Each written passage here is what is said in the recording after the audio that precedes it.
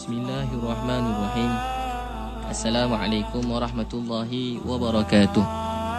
Nahmaduhu wa nasta'inuhu wa nastaghfiruh wa na'udzu billahi min shururi anfusina wa min sayyiati a'malina. Man yahdihillahu fala mudhillalah wa man yudlil fala hadiyalah. Wa nashhadu an la ilaha illallah wa nashhadu anna Muhammadan abduhu wa rasuluh. Amma ba'd. Alhamdulillah, hari ini kita bersama lagi dalam segmen motivasi pagi di IKIM FM, pilihan utama anda. Hari ini tuan-puan sekalian, kita nak bincang ialah bagaimana kita nak tanamkan perasaan cinta kepada Nabi sallallahu alaihi wasallam ke dalam diri anak-anak kita, dalam diri kita sendiri pertamanya, kemudian suami atau isteri kita, bawahan kita, atasan kita, siapa saja, kita nak tanamkan rasa cinta kepada Nabi sallallahu alaihi wasallam. Hari ini kan contohlah kalau tengah malam kita pergi mana-mana, tiba-tiba katalah 2 pagi, pergi pula jalan pula kiri kanan hutan, gelap gelita. Tapi waktu tu kereta pula pancit. Tengok apa nak buka tayar tak ada, sepas panah ada semua sekali. Waktu tu bayangkan perempuan pula sorang-sorang tengah malam. Tiba-tiba datang orang nak tolong. Nak tak nak, walaupun orang tu macam mana gaya pun kena terima juga, sebab dia nak tolong tengah malam. Telefon pula tak ada line. Jadi kalau tolong macam mana, apa perasaan kita pada dia? Kita rasa terima kasih, rasa tu hutang budi kalau dia dapat tolong kita dengan sebaik-baiknya. Sehingga mana-mana kita pergi, kita akan sentiasa ingat orang tu. Mana-mana kita pergi pun, itulah antara kisah dalam hidup kita yang kita tak lupakan. Sebab apa, sekali kita susah dia tolong kita. Tapi sebenarnya siapakah manusia yang paling banyak berjasa pada saya dan tuan-puan semua? Siapa yang banyak berjasa kita ialah baginda Nabi sallallahu alaihi wasallam. Seluruh kehidupan Nabi, apa sahaja dikorbankan untuk melihat saya, tuan-puan kita semua, dan kita semua sekali jadi orang baik, orang berjaya, cemerlang dunia akhirat. Dan inilah keinginan baginda Nabi sallallahu alaihi wasallam. Saya dan tuan-puan semua, kita pernah didoakan oleh Nabi dan sentiasa didoakan oleh Nabi sepanjang hidup dia.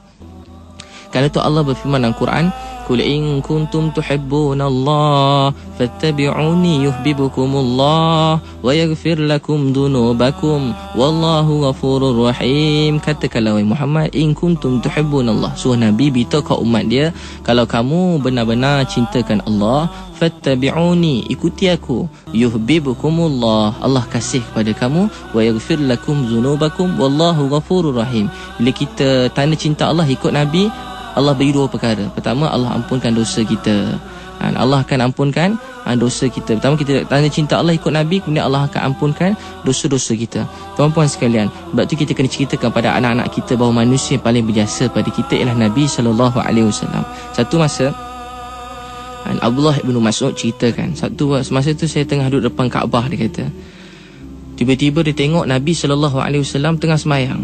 Bila Nabi mula semayang je, tiba-tiba Abu Jahal, Abu Lahab dengan kawan-kawan, dia kata apa? Siapa ni nak letak perut unta belakang Nabi? Maka dia telah ambil perut unta dan telah letak belakang baginda Nabi sallallahu alaihi wasallam, sehingga waktu tu Nabi tak boleh bangun. Kata Abdullah bin Mas'ud, kami sangat kesihankan Nabi dan kami sangat sayangkan Nabi, tapi kami tak boleh nak tolong Nabi sallallahu alaihi wasallam. Orang yang bukan Islam pun tengok Nabi rasa kesian. Satu benda yang teruk Nabi kena, perut unta yang lebih besar pun Nabi letak ketika Nabi tengah sujud, Nabi tak boleh bangun. Maka benda itulah sampai pada Fatimah radhiyallahu anha. Dan Fatimah telah datang waktu dia kecil lagi, dia keluar, maka dia kata, dia tak tolong ayah dia dengan izin Allah, bantuan Allah, dapat alihkan benda tu. Maka Fatimah kata, wahai pakcik-pakcik semua, kenapa buat macam ni pada ayah saya?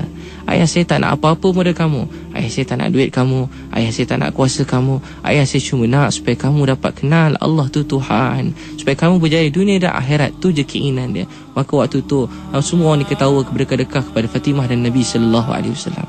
Adakah Nabi tak boleh bela diri dia sendiri sehingga terpaksa anak dia yang kecil bela dia? Bukan. Nabi nak beritahu ialah, biarlah aku diseksa, biarlah aku dipukul, tapi seluruh umat aku dapat berjaya dunia dan akhirat. Seluruh umat aku dapat kenal Allah tu Tuhan dia. Ini keinginan Nabi. Sehingga masa Nabi tidur, malaikat datang. Satu kata Nabi tidur, satu kata Nabi tak tidur. Sebab apa? Dekat tangan Nabi walaupun tidur sekejap, penuh dengan air mata. Dekat tangan Nabi penuh dengan air mata. Air mata ni untuk siapa? Untuk saya dan kita semua. Nabi menangis untuk mengenangkan keadaan kita ni. Sebab tu satu waktu yang lain anak Nabi Dia Zainab radhiyallahu anha, bila Nabi keluar pagi je, petang-petang Nabi tak balik, dia pergi cari dah. Dia kata apa jadi bapak, dia pergi cari. Maka dia tengok Rasulullah sallallahu alaihi wasallam, dia tengah terbaring kat mana tempat, kat tepi pokok, dekat tepi mana-mana. Maka waktu tu Nabi dalam keadaan terbaring, dan Nabi kadang-kadang ada darah melekat pada badan Nabi, ada kekotoran pada badan Nabi. Zainab sambil menangis, anak yang kecil tengok, bayangkan anak tengok bapak dia susah macam tu. Maka dia ambil kain dengan dia ambil air, dan dia telah lap wajah Nabi SAW. Dia kata, ayah, sudahlah tu, ayah, sudahlah tu, banyak dah ayah susah ni. Maka kata Nabi, wahai anakku, tak ada apa, sikit sahaja.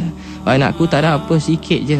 Satu yang lain, Nabi nak turun satu tempat, nak dakwah, Nabi bawa dia punya kenderaan ni. Bila bawa-bawa, orang telah lestik dia punya unta ni. Maka unta telah lari, Nabi jatuh terlentang, dan Nabi pergi lagi jumpa mereka. Dan walaupun kena cocok lagi, kena main-mainkan, Nabi terlentang jatuh. Nabi pergi lagi jumpa siapa yang dia dakwah, dan seolah-olah Nabi nak beritahu, walaupun kamu pukul aku, kamu sepak aku, kamu buat macam-macam tak baik pada aku, tapi janganlah kamu dipukul di akhirat nanti, janganlah kamu disepak di akhirat nanti, janganlah kamu susah menderita di akhirat nanti.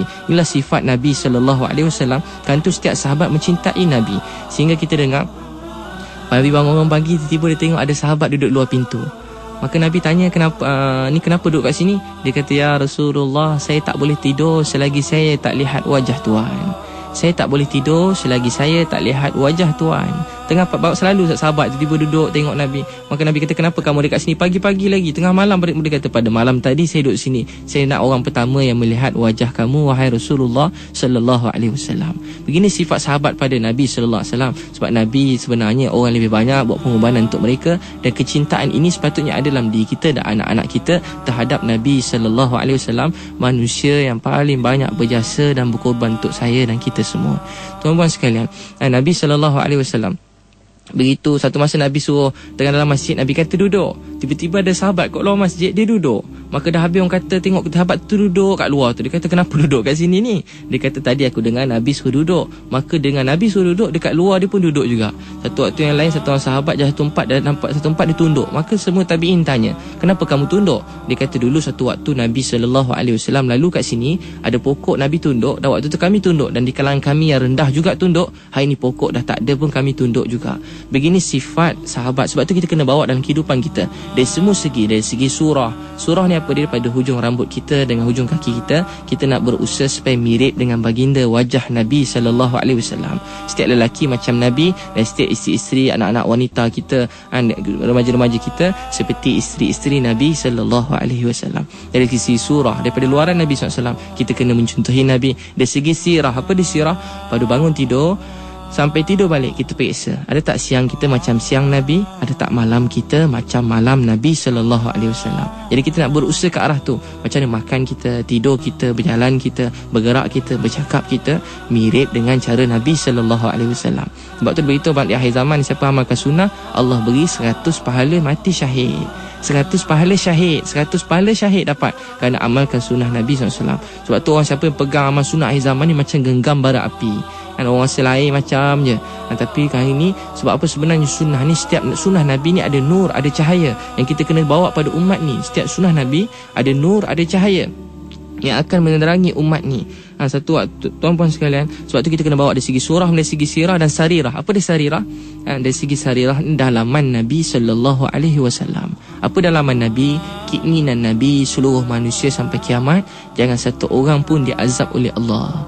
Jangan satu orang pun sampai kiamat, jangan satu orang pun diazab oleh Allah. Inilah keinginan Nabi, seluruh umat sampai kiamat semua dapat redha Allah, semua dapat kejayaan dunia dan akhirat. Inilah keinginan Nabi yang siang malam Nabi usahakan. Sebab tu apa-apa Nabi buat, Nabi inginkan. Satu masa anak dia kata, ya Rasulullah, cukup ayah anda, cukuplah ya Rasulullah, cukuplah, tak payah dah lah dakwah ni, susah ramai orang, lebih kurang tak payahlah, penat dah ya, sakit, kenapa nak macam ni? Kata Nabi, satu masa agama akan sampai daripada seperti mana matahari menyinari dunia, seperti itu Islam akan tersebar ke seluruh dunia. Jadi kata-kata Nabi dengan pengorbanan Nabi, walaupun waktu itu tak ada orang ikut dia, orang buta, orang cacat, orang yang mana macam Abdullah Maktum buta, Bilal bin Rabah orang miskin, tapi keinginan Nabi telah jadi kenyataan. Saya dan tuan-puan semua dapat sujud pada Allah, kenal Allah tu Tuhan kita. Kerana itu kita kena pesan pada anak kita, cerita kisah-kisah Nabi supaya seluruh keluarga kita ni ada perasaan cinta pada Nabi, dan doa pada Allah, wahai Allah, ampun dosa kami